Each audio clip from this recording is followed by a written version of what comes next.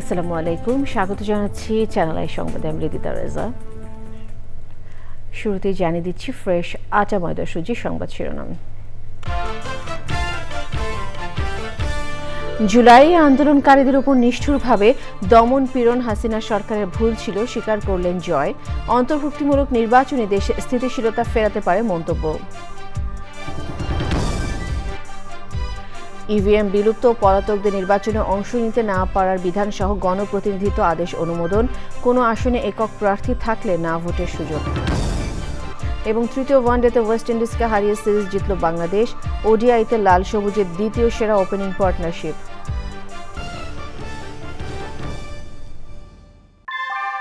ভূমিকম্প সহনীয় most durable দেশের প্রথম থার্মেক্স রড সালাম স্টিল। সালাম স্টিল বোঝে ডিউরেবিলিটি। সালাম স্টিল, মোস্ট ডিউরেবল স্টিল।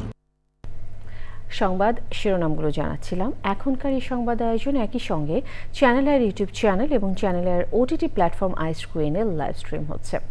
নির্বাচনে ইভিএম বিলুপ্ত ঘোষণা করা হয়েছে। বিদেশে বা পালিয়ে থাকা কেউ নির্বাচনে অংশ নিতে পারবেন না। কোনো আসনে একক প্রার্থী থাকলে না ভোট দেওয়ার সুযোগ সহ আরও একাধিক বিষয় যুক্ত করে অনুমোদন দেওয়া হয়েছে গণপ্রতিনিধিত্ব আদেশ 2025-এর। উপদেষ্টা পরিষদের বৈঠকে অনুমোদন দেওয়া হয়। মোসাম্মলিকের রিপোর্ট। প্রধান উপদেষ্টার সভাপতিত্বে উপদেষ্টা পরিষদের বৈঠক। নির্ধারিত আলোচনার বাইরে ফেব্রুয়ারিতে অনুষ্ঠিতব্য জাতীয় নির্বাচন নিয়ে দীর্ঘ আলোচনা হয়। আলোচনা হয়েছে পুলিশের বডি ক্যাম, সিসি ক্যাম ও নির্বাচনে ড্রোন ব্যবহার নিয়েও। পরে রাজধানীর ফরেন সার্ভিস একাডেমিতে প্রধান উপদেষ্টার প্রেস উইংয়ের সংবাদ সম্মেলন। জানানো হয় উপদেষ্টা পরিষদের সভায় 11টি অধ্যাদেশ এবং 3টি প্রস্তাব অনুমোদন দেওয়া হয়েছে। গণপ্রতিনিধিত্ব আদেশে সেটা হচ্ছে ইভিএম রিলেটেড যে বিধান ছিল সেগুলো বিলুপ্ত করা হয়েছে। আইন শৃঙ্খলা রক্ষাকারী বাহিনীর যে ডেফিনেশন সেখানে আর্মি, নেভি এবং এয়ারফোর্সকে ইনক্লুড করা হয়েছে। পলাতক ব্যক্তি যারা থাকবে বিভিন্ন মামলাতে পলাতক ব্যক্তিরা ইলেকশন করতে পারবে না, সেটা ইনক্লুড করা হয়েছে। আজকে আমাদের মাননীয় প্রধান উপদেষ্টা নির্দেশ দিয়েছেন নির্বাচনে যারা প্রার্থী থাকবেন ওনাদের দেশি সোর্সে, বিদেশি সোর্সে ইনকাম, সম্পত্তি সমস্ত কিছুর বিবরণ নির্বাচন কমিশনকে দিতে হবে এবং এটা আমরা ওয়েবসাইটে পাবলিক করে দিব, সবাই জানবে। জামানতের যে পরিমাণ সেটা 20,000 ছিল, এটা 50,000 করা হয়েছে।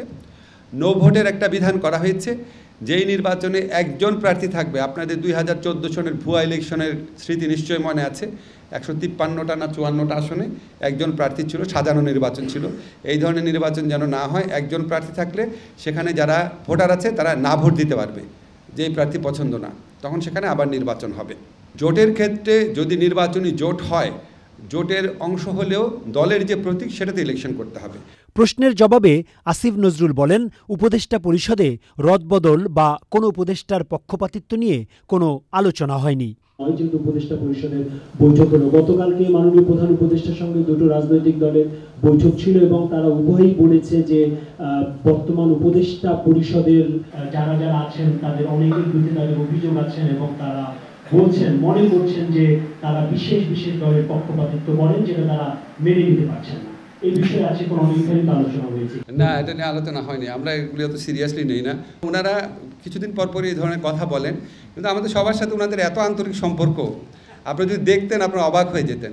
তা আমরা মনে করি এটা হয়তো রাজনৈতিক কৌশলের অংশ বা হয়তো জেনুইন কনসার্ন আছে। আমাদের উপদেষ্টা পরিষদে যারা আসছেন, প্রধান যে 3টা স্টেক হোল্ডার আছে, বিএনপি, জামাত, এনসিপি মানে তখনকার ছাত্রনেতারা, ওনারা প্রত্যেকের ব্যাপারে ওনাদের সম্মতি ছিল, এটুকু আমি জানি। আমরা এটা নিয়ে বিচলিত না। আমরা আমাদের দায়িত্ব শেষ করে যত তাড়াতাড়ি যেতে পারি বাঁচব।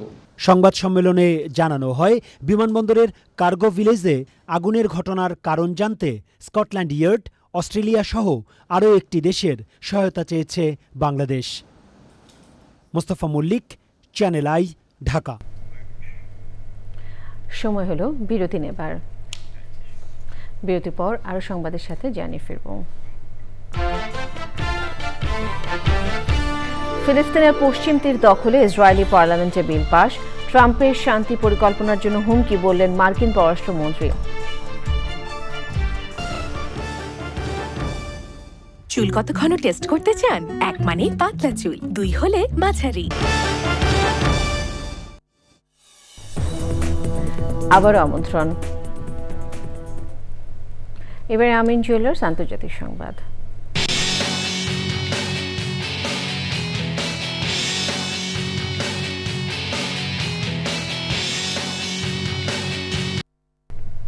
ফিলিস্তিনের পশ্চিম তীরকে আনুষ্ঠানিকভাবে নিজেদের ভূখণ্ডে অন্তর্ভুক্ত করতে ইসরায়েলি পার্লামেন্ট নেসেটে একটি বিল পাস হয়েছে।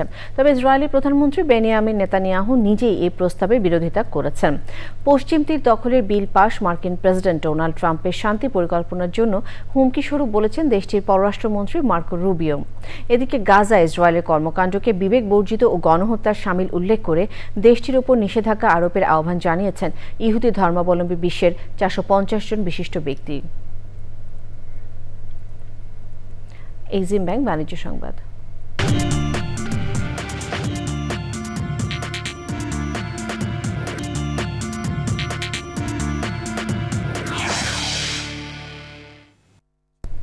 পার্টিকেল বোর্ড উৎপাদন ও বিপণন খাতে নতুন ব্র্যান্ড প্লাইম্যাক্স নিয়ে আনুষ্ঠানিকভাবে যাত্রা শুরু করেছে দেশের শীর্ষস্থানীয় শিল্প গ্রুপ আরএফএল।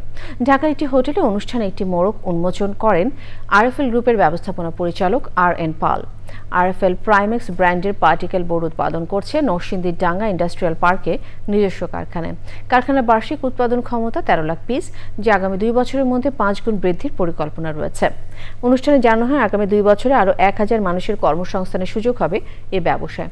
অনুষ্ঠানে আর.এন. পাল বলেন, ফার্নিচার, দরজা ও ইন্টেরিয়র খাতে বিদ্যমান ব্যবসার ধারাবাহিকতা নিশ্চিত করতে এবং ক্রেতাদের সাশ্রয়ী মানসম্পন্ন বিকল্প দিতে পার্টিকেল বোর্ড বাজারে আনা হয়েছে।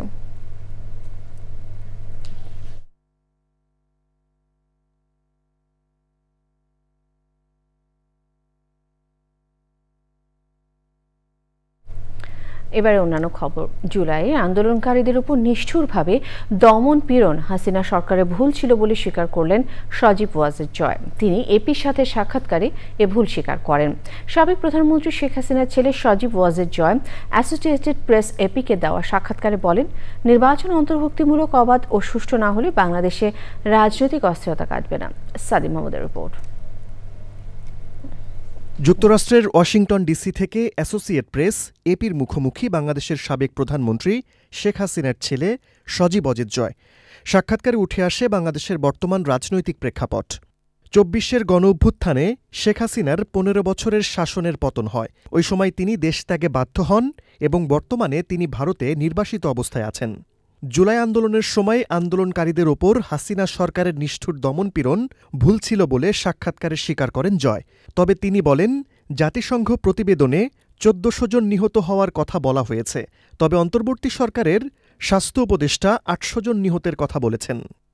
সজীব ওয়াজেদ জয় বলেন, আওয়ামী লীগের উপর থেকে নিষেধাজ্ঞা তুলে নিতে হবে, তাহলেই নির্বাচন হবে অন্তর্ভুক্তিমূলক, অবাধ ও সুষ্ঠু, অন্যথায় বাংলাদেশে রাজনৈতিক অস্থিরতা বাড়বে। দেশ অস্থিতিশীল হলে ইসলামপন্থীরা লাভবান হবে উল্লেখ করে সজীব ওয়াজেদ জয় এপিকে বলেন, আওয়ামী লীগকে বাইরে রেখে প্রফেসর ইউনুস কারসাজিপূর্ণ নির্বাচনের পরিকল্পনা করছেন। সাদি মাহমুদ, চ্যানেল আই, ঢাকা।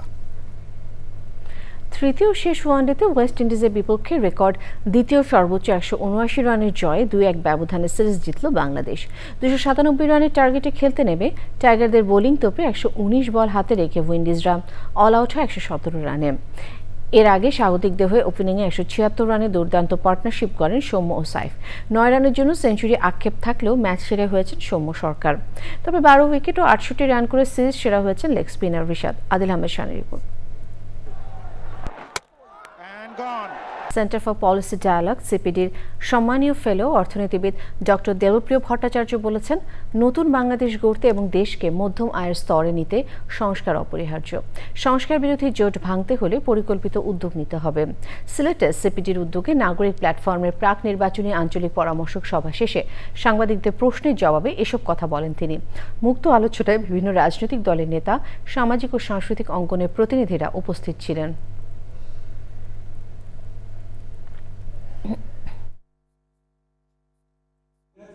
সংস্কার একটা ধারাবাহিক প্রক্রিয়া এবং সেই ধারাবাহিক প্রক্রিয়ায় এই সরকার কিছু করে যাবে, কিছু করতে পারবে না।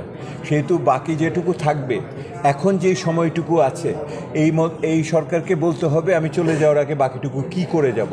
সেই স্বচ্ছতাটা প্রস্তাব করছি আমরা, যে ওনারা বলুক যে আমরা যাওয়ার আগে এই বাকি কাজটুকু শেষ করে দিয়ে যাব। রাজধানীর মোহাম্মদপুরে জেনেভা ক্যাম্পে দুই পক্ষের সংঘর্ষের সময় ককটেল বিস্ফোরণে জাহিদ নামে এক যুবক নিহত হয়েছেন। ঢাকা মেডিকেল কলেজ হাসপাতালে পুলিশ ফাঁড়ির ইনচার্জ জানিয়েছেন, ভোররাত 3:30টার দিকে তাকে গুরুতর আহত অবস্থায় নিয়ে আসলে চিকিৎসক মৃত ঘোষণা করেন। নিহত তরুণের স্বজনেরা জানান, বুধবার রাতে জেনেভা ক্যাম্পের ভেতরে দুই পক্ষের মধ্যে সংঘর্ষ চলছিল। সে সময় জাহিদ বাসা থেকে বাইরে বের হলে একটি ককটেল এসে তার মাথায় পড়ে। এতে তিনি গুরুতর আহত হন। জাহিদ কল্যাণপুরে মোবাইল সার্ভিসিং এর দোকানে কাজ করতেন। খেলার খবর।